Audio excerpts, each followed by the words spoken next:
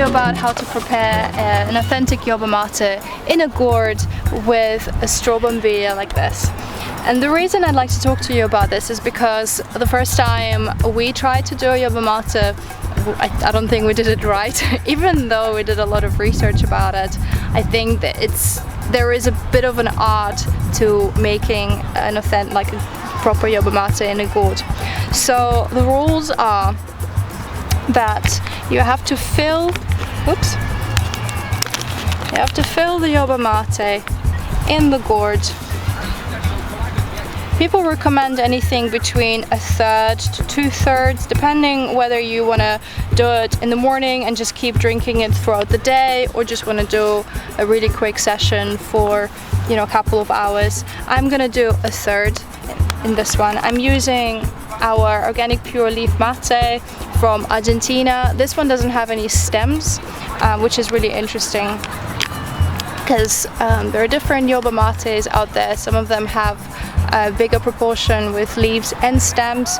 This one pretty much only leaves. Okay, so once you have your yerba mate in here, what you do, you have to put it sort of to the side, and they call it sort of creating a little mound in here. So part of your gourd is actually kind of empty at the moment. Now I'm pouring cold water, a little bit of cold water to the side, and I'm careful that I'm not gonna put too much, that I'm not gonna wetten all the leaves, only a little side of the leaves. 1 second, I'm gonna actually put the straw in here first, and then I'm gonna pour this.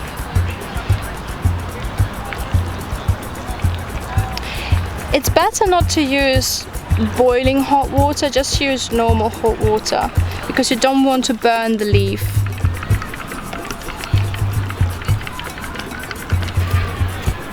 The water in this thermos is actually really hot. Alright. So, let's try this. Once you poured it's really good actually, once you poured the hot water into the yerba mate, if it's actually too hot, you're welcome to pour a little bit more water in there. Usually it should be fine, because yeah, don't use boiling hot water, use just normal water. And even now I can see that only part of my yerba mate is wet and the other part is still dry. I don't know if you can see it from here.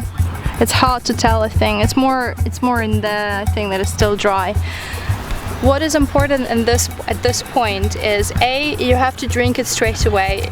Imagine, the longer you leave it, the longer it's going to infuse, it's going to become bitter. Don't start stirring your straw around, same thing. It's going to wetten all the leaves start infusing, it's going to become bitter. So the idea is that you literally just sip it.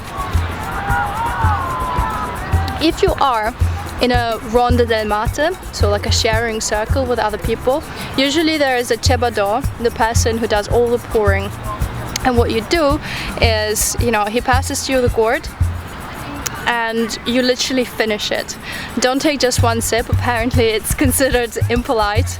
And usually what they do is also they don't fill it up completely, they just fill it up only half. So it's probably going to be like 4 or 5 sips anyway. And you finish it up and you pass it back to the cebador, and cebador fills up more water, and then he passes this to the person to your right. And there is a very specific order in which a yerba mate gourd is passed around in the circle, and apparently it's very inconsiderate to interrupt this order, or, you know, be like, oh, me next or whatever. So you have to be very careful when you are in Argentina or Brazil that you respect these rules. Otherwise, yeah, you're gonna be standing out like a novice, and you are a TeaPro after all, so you need to know all these things. Usually when you finish your mate, it's gonna start making this gurgling sound, like you know, whenever you drink anything from a straw, you're very familiar with that. this is when you're kind of passing it back. So this is pretty much it, and I think it will take a few times for you to practice making a yerba mate until it's going to be perfect.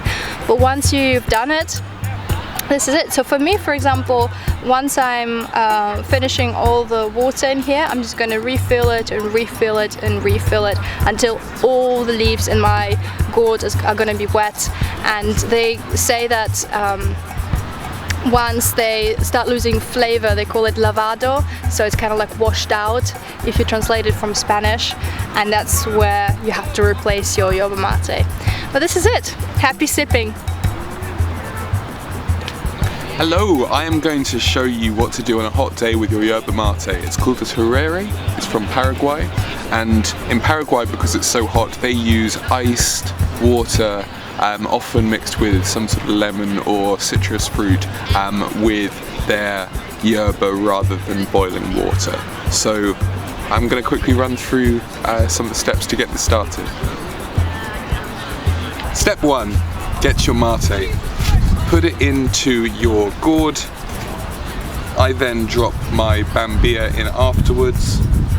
Fill with iced lemon water. Lemon not necessary, but for me I think it's delicious. Unlike your hot boiling mate, it doesn't really matter if you move things around so much. It's not really going to burn or too much disintegrate. You can also expect it to take a little bit longer for any sort of bitterness to come through. It's quite a light drink.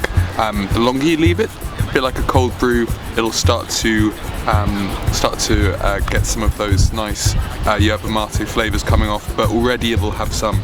And with this one, I've got the chamomile buds already floating to the surface, because this is a chamomile blend, which looks really pretty.